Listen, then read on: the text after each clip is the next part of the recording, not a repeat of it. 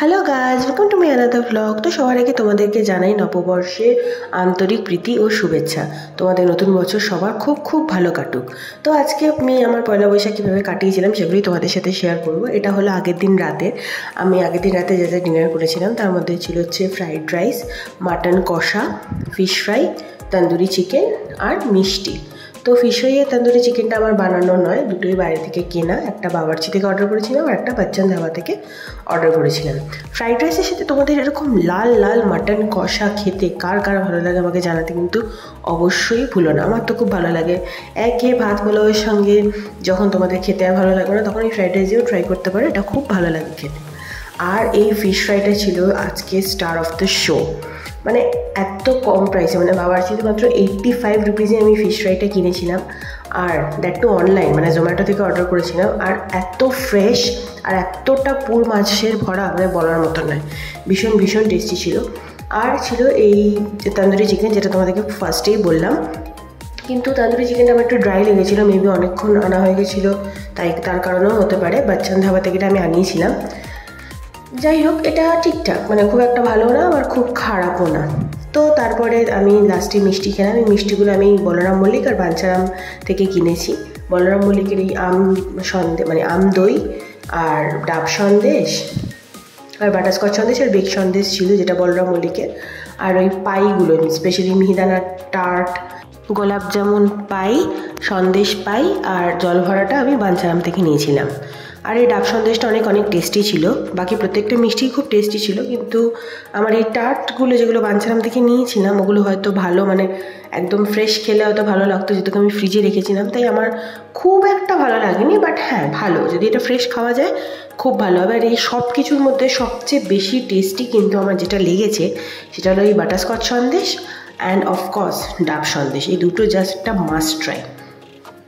যাই হোক, তো এই মতো সেই দিন রাত্রিবেলা খাওয়া দাওয়া শেষ করে আমি শুয়ে পড়লাম। তারপরের দিন ভোরবেলা ঘুম থেকে উঠে ঠাকুর পুজো দিয়ে তারপর আমি রেডি হয়ে বেরিয়ে গেলাম সিনেমা দেখতে। তো সিনেমা আমরা দেখতে গেছিলাম নবীনাতে মির্জা সিনেমাটা চলছিল, সেটাই দেখতে গেছিলাম। হল মোটামুটি হাউসফুলই ছিল, ঠিক আছে। সিনেমাটাও খুব ভালো বলবো না, আবার খুব খারাপও বলবো না। মাস কমার্শিয়াল ফিল্ম যেরকম হয় সেরকমই, অনেকটা তামিলের মতনই আর কি। অনেক রকম অ্যাকশন সিনস আছে, আর হলে মানে রিয়াকশানস যা পেয়েছে আর কি সিনেমাটা, সেটা আমি তোমাদের সাথে শেয়ার করব, তোমরা দেখলেই বুঝে যাবে। এই হলো হল রিয়াকশান, তোমরা দেখো।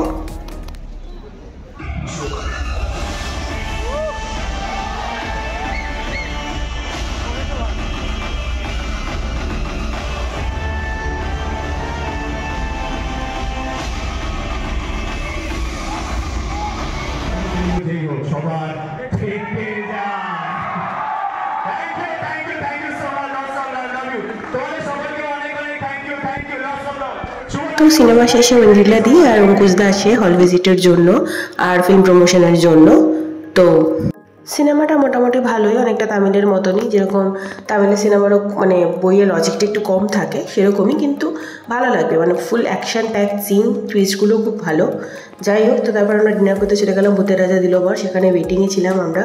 আমাদের টোকেন নাম্বার ছিল 240, আর আমরা যখন পৌঁছই তখন ছিল 210। প্রায় 1 ঘন্টাখানি ওয়েট করার পর আমরা চলে গেলাম উপরে খেতে। আর এই হলো অ্যাম্বিয়েন্সটা আমার জাস্ট অসাম লেগেছে, ওয়ান ওয়ার্ডে জাস্ট অসাম। খুব সুন্দর। ওই সামনে হলো সুন্দরী রাজা, যিনি বসে আছেন।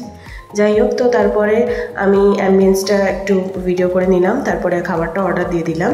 আমি অর্ডার দিয়েছিলাম একটা থালি, যেই থালিটা প্রাইস ছিল 1699। হ্যাঁ, তো সেই থালিটা আমি অর্ডার দিয়ে ওয়েট করতে থাকি।